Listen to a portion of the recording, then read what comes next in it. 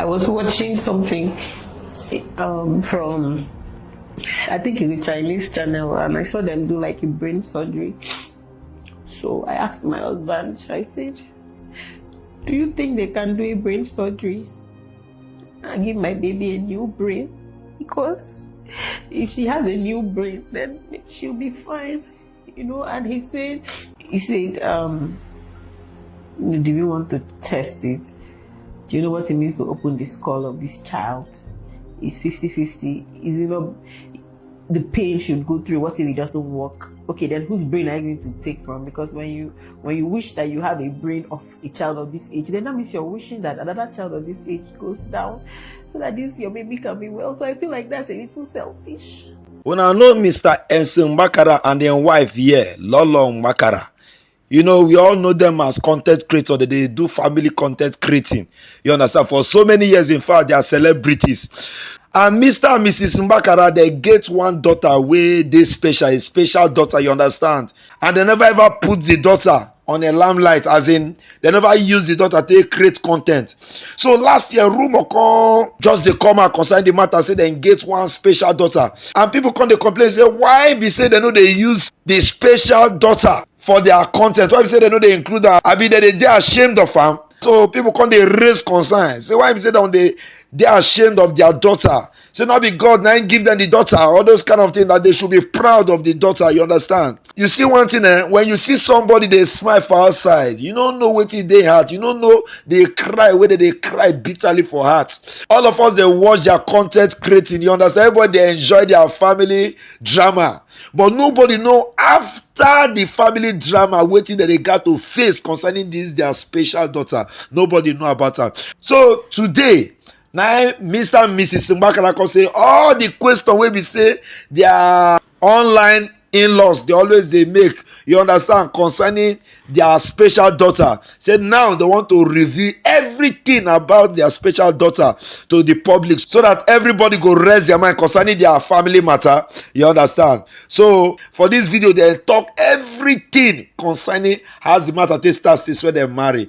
Now watch the video, may you see everything they talk, man.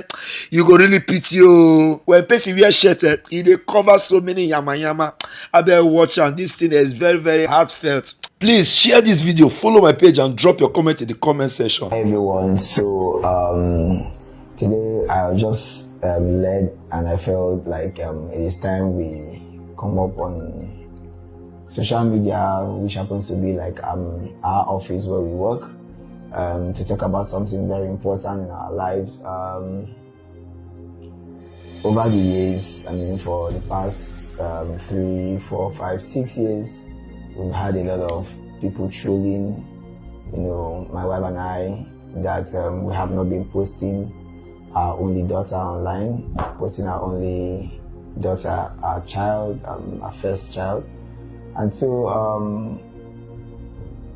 not as if we shied away from it, but we felt like it wasn't too necessary at some point. But I think because we do a lot of family content, and so we show our kids online all the time, so people really want to know why are we not showing our only daughter, who happens to be our first child. So today we just want to come out and probably clear the air, and then clear the doubts of these people who have been mocking us and trolling us. Of course, you know, as I was discussing with my wife, I simply say, I told her that we just let them know that we shouldn't even mock the pains you do not understand, because I mean, as parents, we have some pains that has been quite very excruciating, but we decided to keep it aside and just move on with life. So I'm going to tell you about our only daughter and why we have not been posting her. Should I go ahead? Yeah, please. All right. So, of course, in 2015 was when we got married, and in 2016, my wife delivered of our baby girl. Her name is Eke Aya. All right. So, The 19th of October. 19th of October 2016. Yeah. So, Now that night was one of the most horrible nights in our life, like very, very horrible night. I think on the 16th, on the 7th, 18 was when the labor started. Yeah, on the 18th. It was the day before. It was like the early hours of the day. Early hours of the 19th. Yeah, it was the early hours of the 19th. Okay. That was when the labor started. In the morning. You know, and we had a good progression of labor according to the medical teams that checked us. And of course, during the antenatal and the checkup from the doctors, everything was fine. Even the placenta position, the water in the, everything was fine basically up until the time for delivery, and I think at some point in the hospital, of course we're in a public hospital, government hospital, and at some point when I was going through my pain, it was like, I think it was like it was not a medical personnel that checked me at some point. I feel like the nurses, everybody just went to go and rest, and the person I saw that was trying to clean the room, so I just assumed that might be a cleaner or something. That was now checking me at some point, but I had progressed greatly, and then the doctor came out like, okay, in the next few minutes or so, not up to an hour, you're going to have to start entering to push-up, so that was the plan. And by the time it was time to push, we had some issues, and the baby's head will be coming out, and somehow it will slide back in. I don't know, the nurses were like shouting, and at some point they're not like that I should not allow the baby. They were acting as if maybe I was the one that was sucking the baby back inside of my body, or pushing the baby back, but the baby's head would crown, would be like push, that kind of thing. But at the end of the day, the baby came out, baby was stressed, and baby was not crying or breathing. Not crying, let's say not crying. I think from that point, let me share my experience. I at least I saw some things happening inside there. Okay. So I don't know when they called you. Okay. But from my own point of view, the inside of the place, baby came out. They now, you know how they try to tap the baby. They now said, okay, oxygen, bring the oxygen, just casually, So you think that, okay, there's oxygen in the room. So they brought one container. So they carried that container and pressed straight to the baby's nose, poke up, and they're like, it's empty. They said, this thing is empty.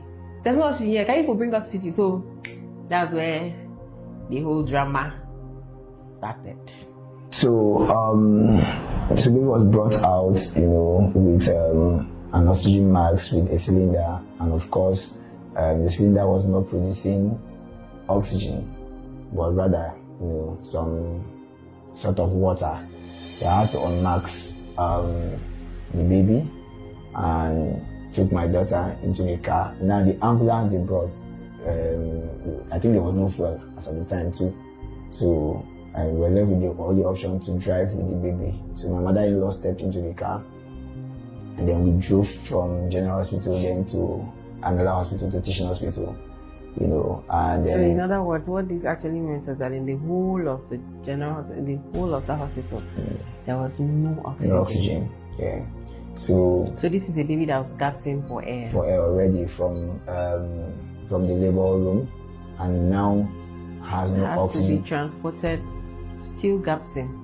For about over 5 to 10 minute distance, and then even getting to teaching hospital again, we have to start filling forms and buying cards and all of that. And then the oxygen was still not in the building, so they had to send someone they had to say one of you people had to go to outside of there, down a little bit to get the oxygen, because distance. I was there with my friends.